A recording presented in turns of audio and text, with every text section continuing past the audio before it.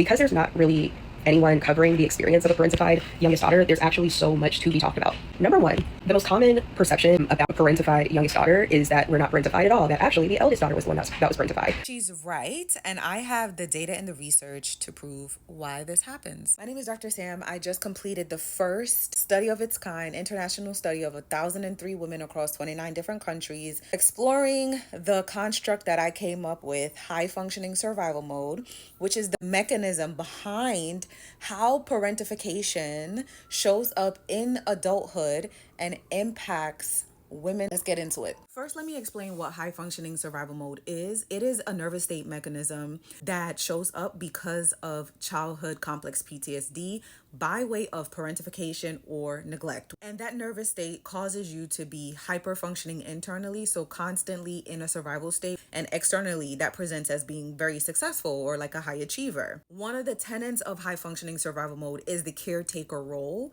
That's the origin of how the nervous state develops. So in my study, it showed that 6 out of 10 of the women were not the eldest daughters, but they still developed that role.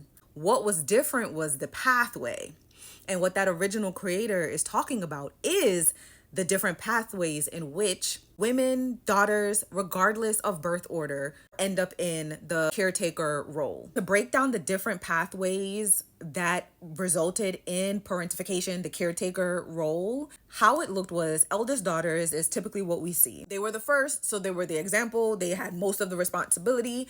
However, middle children, they were the ones that ended up competing for attention because they were often ignored. There was also the bedroom kid, so the person who had everything provided to them, but emotional presence wasn't there. So like emotional neglect, and they went inward. They stayed in their bedroom and took care of themselves. That resulted in hyper independence. These tended to be youngest children or only children. My hypothesis is that it depends on personality type, and it also depends on the level of resources available to each child.